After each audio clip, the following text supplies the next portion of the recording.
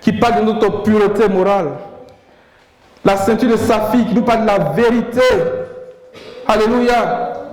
Qui vient nous ceindre, qui vient donner la force. Amen. Quand on parle du pectoral à 4 colonnes avec les pierres précieuses, pour dire que le Seigneur est la source de notre sainteté, elle est la source de notre justice, de notre sanctification, de notre rédemption. Alléluia. Et Paul qui parle de ça, il dit que la création tout entière soupire, attend la révélation des fils de Dieu. Parce qu'ils attendent la rédemption, la libération de notre corps. Si nous voulons expérimenter la rédemption, la libération de notre corps, il faudrait que nous soyons vêtus. On en a parlé un peu plus haut, mais on en reparle encore. Gardons notre dignité, les amis. Gardons notre dignité. Je nous invite encore une fois de plus à relire le passage, le livre de Jude. Il parle de ces choses-là. Gardons-nous des enseignements de Balaam, des Nicolaïtes. N'empruntons pas le sentier de Caïn, ni la révolte de Corée. Que le Seigneur nous aide ce matin. Que le Seigneur nous aide. Gardons notre dignité pour avoir la victoire sur ces 2 rois-là. Gardons nos vêtements.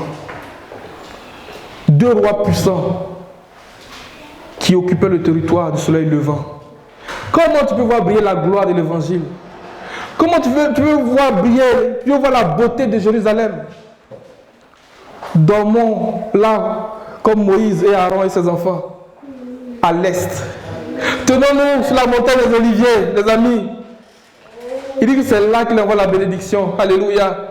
Lorsqu'ils étaient dans la chambre haute, au jour de la Pentecôte, sur la montagne des Oliviers, ils ont expérimenté la Pentecôte. Il y a 3 fêtes pour lesquelles le Seigneur a dit aux enfants d'Israël de toujours monter à Jérusalem. À la Pâque, à la Pentecôte et à la fête des tentes. Amen. Et quand on lit les Écritures, dans Jean chapitre 7, on parle vraiment de la Pâque. Dans Jean chapitre 6 et dans Jean chapitre 7, on parle de la fête des tentes qui était proche. Et il y a beaucoup d'hommes qui viennent à Jérusalem. Alléluia. C'est pour ça que le jour de la Pentecôte, il y avait aussi beaucoup d'hommes à Jérusalem. Est-ce qu'on se suit? Ce n'est pas pour rien que lorsque les gens ont entendu ce bruit-là, ils ont accouru. Parce que c'était ce que le Seigneur avait prescrit de faire. Donc les gens montaient à Jérusalem. Et le Seigneur envoyait le Saint-Esprit. Le Seigneur envoyait le Saint-Esprit. Et nous nous préparons aujourd'hui. Nous attendons que nos corps soient changés. Montons à Jérusalem. Que Dieu libère la parole qui nous montre le chemin du Nord au nom de Jésus. Et c'est là qu'il va envoyer la vie.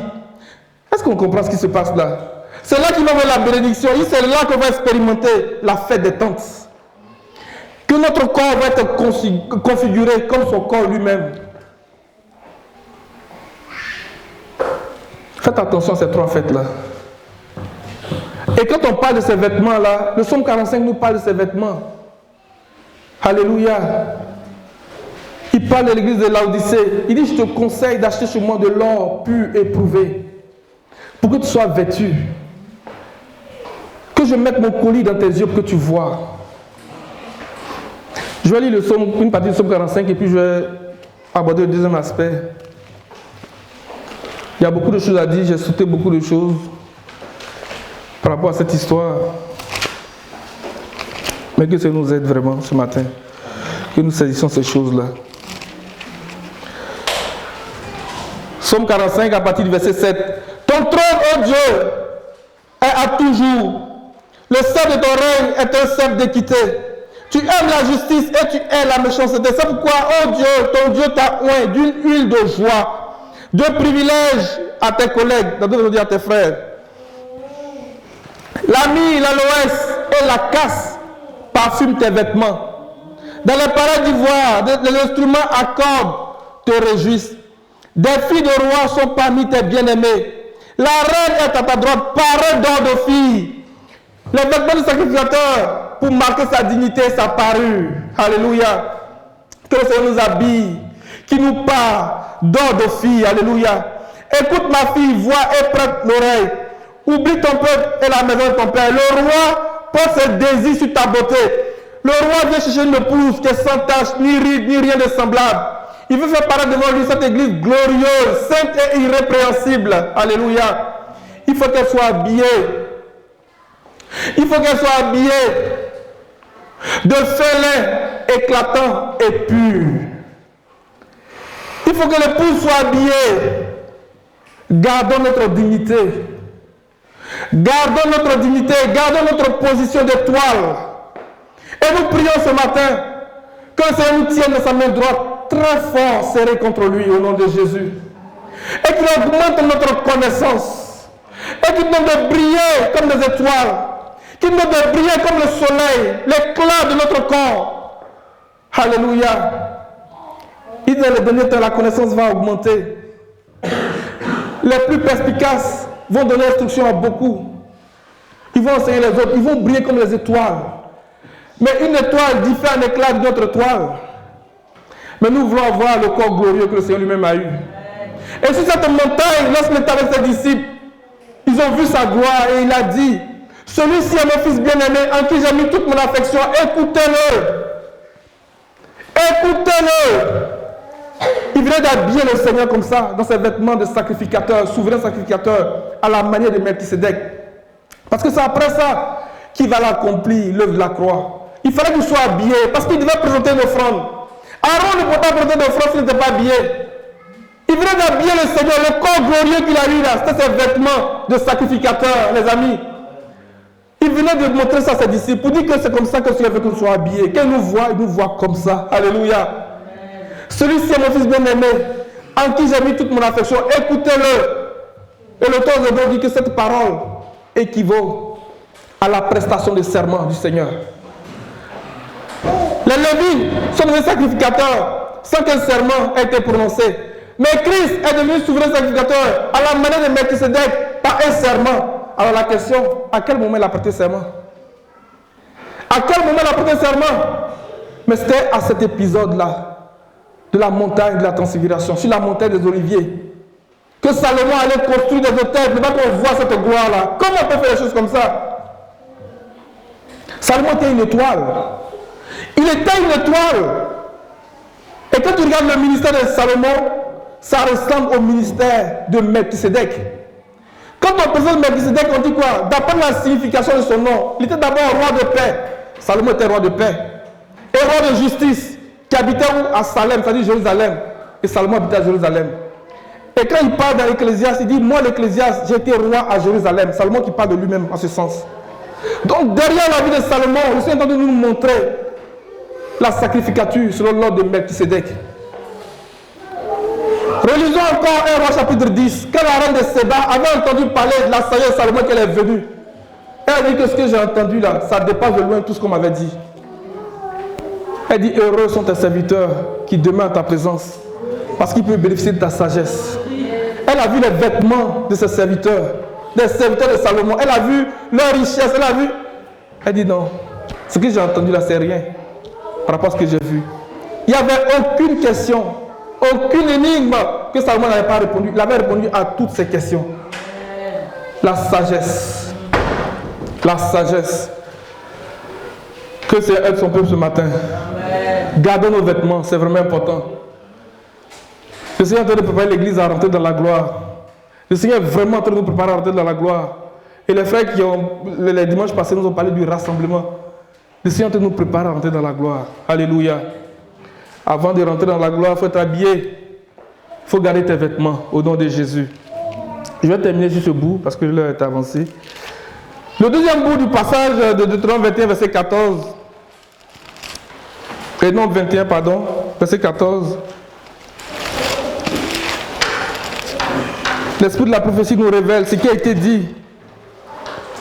Il dit, c'est pourquoi il est dit dans le livre des guerres de l'Éternel, point de suspension. Qu'est-ce qui a été dit?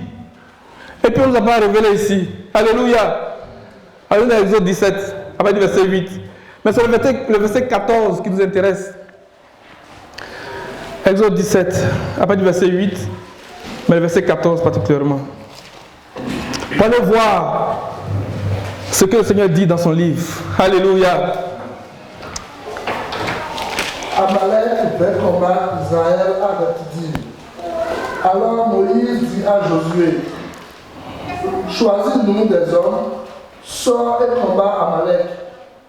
Demain, je me tiendrai sur le sommet de la colline, la verge de Dieu dans ma main. Josué fit ce que lui avait dit Moïse pour combattre Amalek.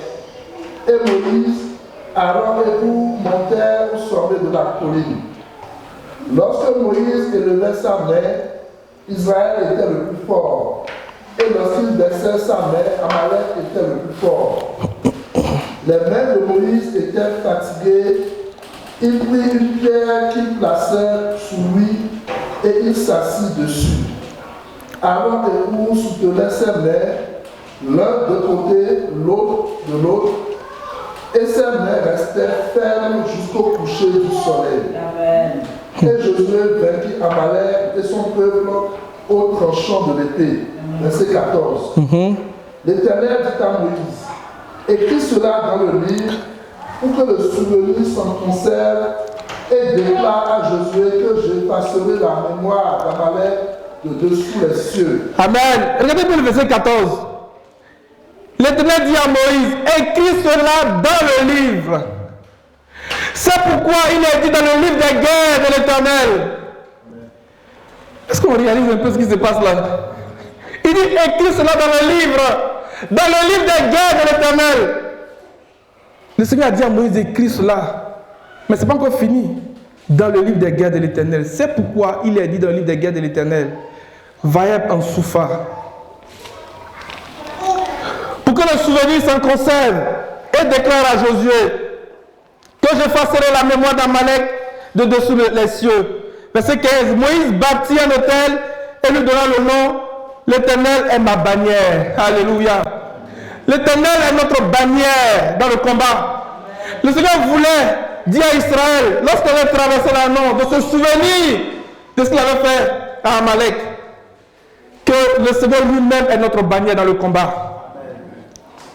Verset 16, il dit, parce que la main a été levée sur le trône de l'Éternel. Parce que ce qui s'est passé là, que le Seigneur a voulu qu'on écrive dans le livre des guerres de l'Éternel là, parce que la main a été levée contre le trône de l'Éternel. Il dit, il y aura guerre de l'Éternel contre Amalek de génération en génération. Écrit cela dans le livre des guerres de l'Éternel. Vaïeb en Soufa. L'Éternel est notre bannière. Les amis, souvenez-nous de cet épisode-là dans les combats. Le Seigneur est notre bannière. La Bible de Moïse s'est assis sur la pierre, sur le rocher, qui est Christ lui-même. Oh les amis, appuyons-nous sur le Seigneur lorsque nous sommes fatigués. Lorsque les épreuves viennent nous alourdir, et que nos mains commencent à faiblir, et que nous commençons à relâcher dans la parole, parce que le bâton de Moïse était le signe que le Seigneur avait donné pour accomplir tous les miracles. Alléluia. Et c'est avec ce bâton-là qu'il a séparé les eaux de la mer Rouge. Amen. Et le Psaume 89, verset 10 dit quoi? Tu domptes la bête de la mer, tu domptes la mer. Alléluia. Il a dit, faisons l'homme à notre image, à notre ressemblance, qui domine sur la mer. Alléluia. Qui domine. Alléluia. À travers le bâton de commandement. Le Seigneur donne la domination. Il donne l'autorité, il donne la puissance pour battre les nations, pour les briser comme des vases d'argile. Alléluia. Il donne la domination pour la victoire sur les bêtes féroces. Le bâton que Moïse avait dans la main, ce n'était pas n'importe quoi. C'est pour ça qu'il va dire à Israël, mais pourquoi s'écrit? Parce que tu as dans ta main ce qu'il faut. Alléluia. Tu as dans ta main ce qu'il faut. Pourquoi tu cries? Pourquoi tu pleures? Pourquoi s'écrit? Vaïeb en Soufa, dis tends ta main. Alléluia. Tends ta main. Et contre Amalek, le combat était rude. Les mains de Moïse ont commencé à s'alourdir. Il s'est assis sur Christ. Asseyons-nous sur le rocher. Appuyons-nous sur le rocher ce matin. Dans les combats, dans les situations difficiles, appuyons-nous sur le Seigneur. Il est notre bannière. Il est notre force. Il est notre délivrance. Il est notre espérance dans le combat. Alléluia. C'est lui qui combat pour nous. Et partant de cela, depuis ce qui s'est passé à la mer Rouge, il dit que je vais répandre la frayeur. Et dans le chant des enfants d'Israël, après l'épisode de la mer Rouge, ils ont dit quoi? Les Philistins la prennent. Et ils sont saisis d'épouvante. C'est pour ça que quand il était question de Sion, il a dit que je vais répandre la frayeur devant toi. La Bible dit que son roi et son peuple étaient saisis de frayeur. Et Rahab aussi va commencer à témoigner ces choses lorsque les espions l'ont visité.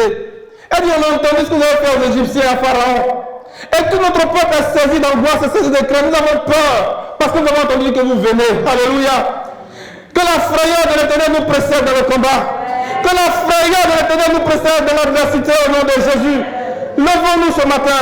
Et tenons le bâton du Seigneur à la main. Séparons les eaux du Jourdain. Écrasons la tête du Léviathan au nom de Jésus.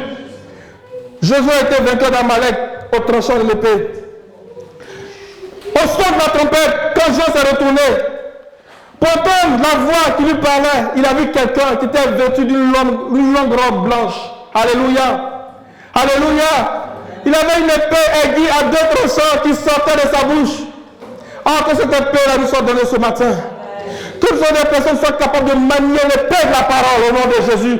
Pour couper les têtes du Léviathan. Pour couper la queue du dragon. Pour avoir la victoire sur Amalek.